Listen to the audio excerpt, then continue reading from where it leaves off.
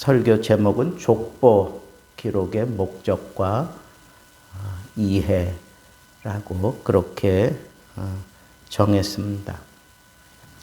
제가 중학교 때 전도사님의 권유를 받아서 성경을 읽어야 되겠다 하는 그런 큰 도전을 받고 신약 성경부터 읽어라 그래서 성경책을 펼쳤는데 계속해서 지루한 뜻도 잘 모르고 이름도 잘 모르는 발음하기도 어려운 그런 외국인들의 이름을 그냥 흥미 없이 읽어 내려가면서 참 성경 재미없다.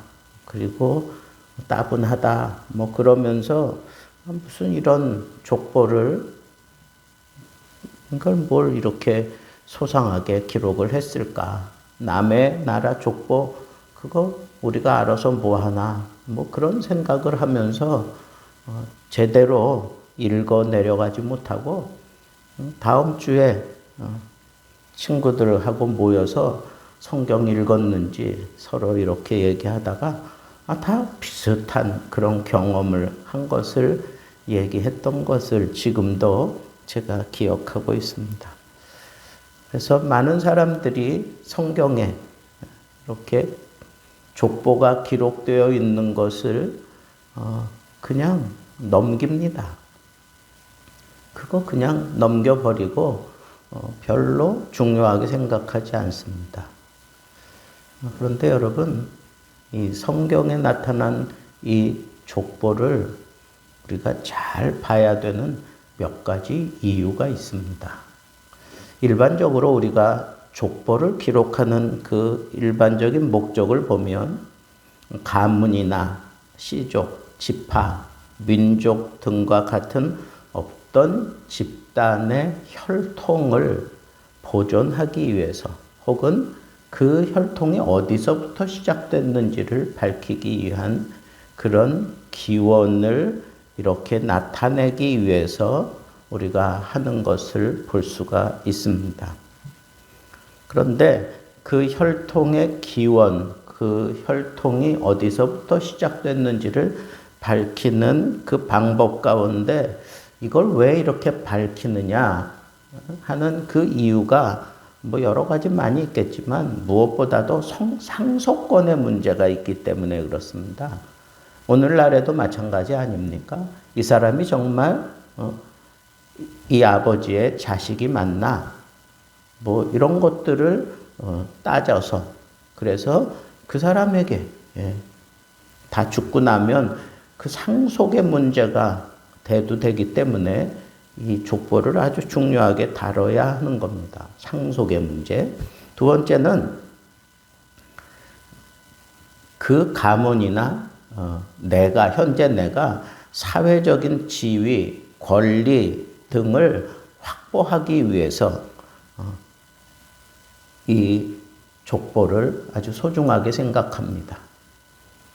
지금도 우리나라에 아주 두드러진 그런 아픔이 있죠.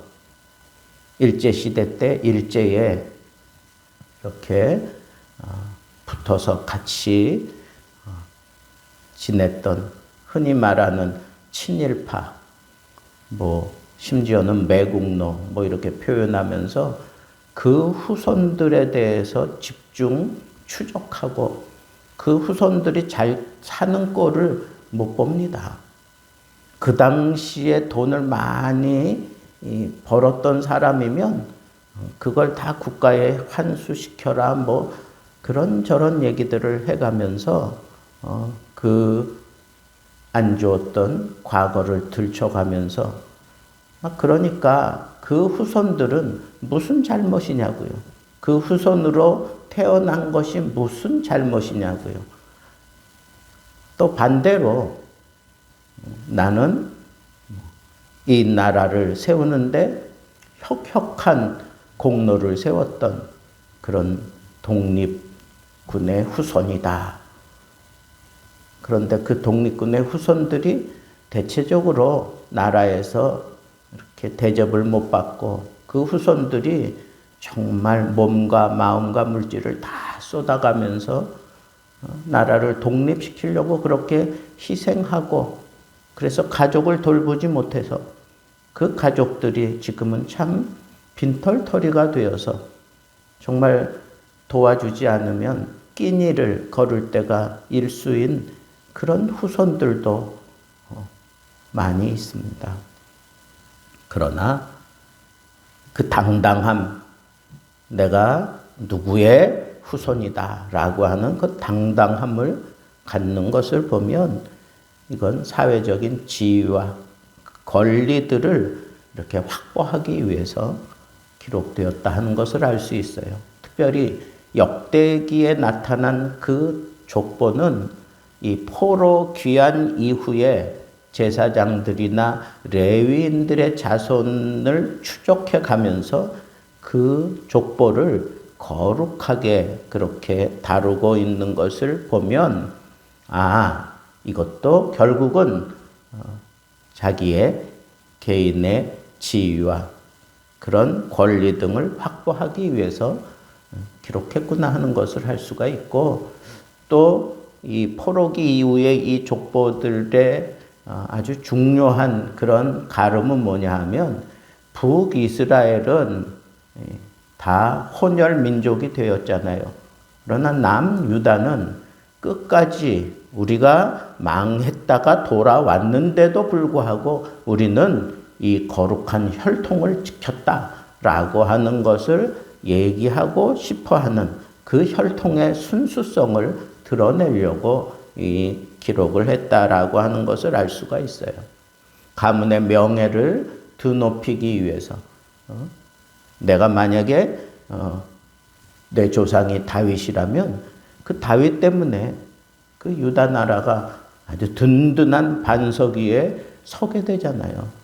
그러면서 그 다윗의 후손을 아주 자랑스러워할 것이고, 그리고 이 베냐민의 후손을 자랑스러워하는 그런 모습들이 성경에는 자주 등장하는 것을 보아 우리가 알 수가 있습니다.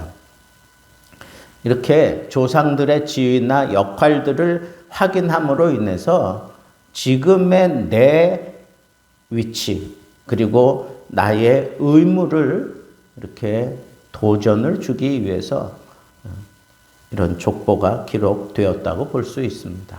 특별히 이제 성경의 족보가 가지고 있는 그 중요성을 우리가 생각해야 됩니다. 가장 중요한 목적은 하나님께서 그 백성들을 구원하시기 위해서, 구원으로 인도하기 위해서 하나님의 구속사적인 활동이 바로 이 족보를 타고 흐르고 있는 것을 드러내기 위함입니다. 그 대표적인 족보가 뭐예요? 마태복음 1장에 나타난 대로 아브라함의 자손 예수 그리스도의 족보다. 그러니 예수 그리스도의 세계다 하는 것은 예수 그리스도의 족보다 하는 얘기예요. 그래서 예수 그리스도가 이 그리스도로 어떤 족보를 타고 흘러왔는가 하는 것을 밝힌 것이 바로 마태복음 1장에 나타난 족보입니다. 그러니까 하나님의 그 구원의 역사가 이렇게 혈통을 통해서 이렇게 진행돼 왔다라고 하는 것을 밝히는 거예요. 그럼 왜 특별히 이렇게 혈통을 중요하게 생각하느냐? 하나님께는 이 피는 인간들에게 생명이라고 분명히 구약에서 가르쳤습니다. 그리고 피 흘림이 없은즉 사함도 없다고 했습니다. 그러면 죄인이 죄인을 위해서 피를 흘리는 것은 구속할 수 없어요. 그런 구속의 능력이 없습니다. 그런데 의인으로서 죄인을 위해 피를 흘려줄 수 있다면 그것은 구원의 능력이 그 피에 있음입니다. 그렇기 때문에 예수 그리스도의 그 피가 순수하게 그 혈통을 지키면서 흘러내려왔는지를 밝히기 위해서 이 족보를 기록했던 것입니다. 꼭 예수 그리스도만 그런 아닙니다. 노아를 보세요. 노아는 하나님이 이 세상을 다 심판해 버리고 난 이후에 노아도 잘못합니다. 그러나 노아의 그 혈통을 통해서 새로운 역사를 하나님이 시작하고 있는 것을 볼 수 있습니다. 인간은 잘못하고 인간이 실수하고 인간이 등을 돌릴지라도 하나님은 인간의 그 역사 속에서 떠나지 아니하고 계속 함께하며 하나님이 구원의 역사를 이루어 왔다라고 하는 것을 보여주는 것이 바로 이 족보다라고 하는 것을 알 수가 있습니다. 범죄한 이스라엘이 망했어요. 하나님의 징계를 받고 완전히 망해서 70년 동안이나 포로 생활하다가 돌아왔는데 그 돌아온 자들의 그 명단을 다시 이 역대기서에 그 족보를 기록하는 이유가 뭔가? 그 혈통 지켰다. 그 혈통 지켰다. 내가 이 혈통을 거룩하게 지켰다라고 하는 것. 그리고 그 혈통 속에 레위인들이 있어요. 제사장들이 있습니다. 그를 중심으로 해서 다시 이스라엘을 일으켜 세우는 그런 역사를 펼쳐가는 것이 바로 이 역대기서, 느헤미야, 에스라 이런 데에 나타난 그런 족보라라고 말을 할 수가 있습니다. 그리고 성경 족보를 통해서 하나님께서 이렇게 구원의 역사를 일으킨 그 분명한 사실도 증거하지만 두 번째는 모든 인류는 하나님으로부터 시작되고 하나님께서 끝을 낸다라고 하는 이 사실을 우리에게 보여주는 겁니다. 낳고 창세기에는 향유하고 죽었더라. 여러분, 이 족보를 통해서 한 인간이 태어나고 죽음이 거기 나타나는 겁니다. 여러분, 하나님 없이 이 세상에 태어나는 존재 없고 하나님 없이 자기가 영원히 사는 사람 없습니다. 그리고 인간은 이 땅에 태어났으면 반드시 죽습니다. 그것을 상대적으로 두드러지게 밝히는 것, 그것이 바로 족보입니다. 이 족보를 통해서 인간에게 어떤 사상을 집어넣기 원하시는 건가? 하나님을 거역하면 죽는다는 거예요. 하나님을 거역하면 망한다는 거예요. 하나님께 순종한 자들만 천국 시민이 되어 천국의 족보에 오른다는 겁니다. 이 분명한 사실을 모든 인간에게 분명하게 보여주는 것, 그것이 바로 족보입니다. 그뿐입니까? 그 하나님이 인간의 역사 속에서 함께 하시며 어떤 사람에겐 복을 주시고 어떤 사람은 징계하시고 어떤 사람은 멸망시키는데 그 모든 흔적이, 그 모든 과정이 이 족보에 다 나타나 있습니다. 그래서 그 족보를 우리는 연구해야 돼요. 성경에 나타난 족보를 하나님의 구속사적인 관점에서 하나하나 들여다보며 연구해야 돼요. 어떤 때는 그 족보를 보면 수치스러운, 부끄러운 그런 일들도 거기 많이 기록되어 있고, 예수님의 족보만 봐도 그렇습니다. 예수님의 그 혈통이 정말 순수한 혈통을 지켜오기까지 그럼 깨끗한 사람들만 있었습니까? 아닙니다. 원래 여자들은 족보에 오르지 않는데 그 족보에 오른 사람들이 있어요. 그런데 그 사람들이 다 성결한 사람입니까? 아니에요. 이방인이고 그리고 추한 사람들이 거기 들어가 있습니다. 예수 그리스도의 이 순수성을 지킨다고 하면서 등장하는 여자가 라합이에요. 겉으로는 우리가 그 라합을 창녀라고 그렇게 얘기하지만 하나님의 그 역사하심을 통해서 이 구원받고 난 이후에 새로워지는 이 족보, 하늘의 족보를 우리는 가지고 살아가는 존재고, 이 하늘의 족보를 가진 사람들만이 천국에서 한 가족이 되어 영원토록 산다고 하는 이 궁극적인 사실을 강하게 어필하고 있는 것이 바로 이 족보의 목적입니다. 그러면 우리 어떻게 해야 될까요?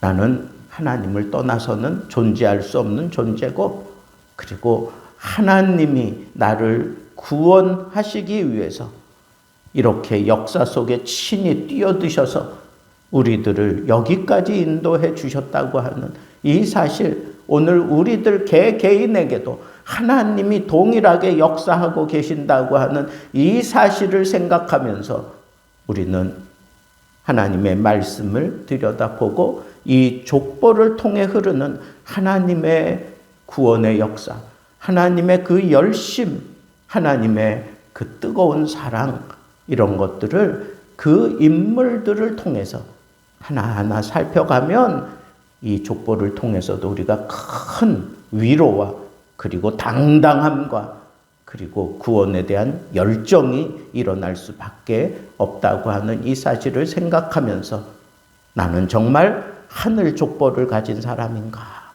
하늘 족보를 가진 사람답게 살고 있는가?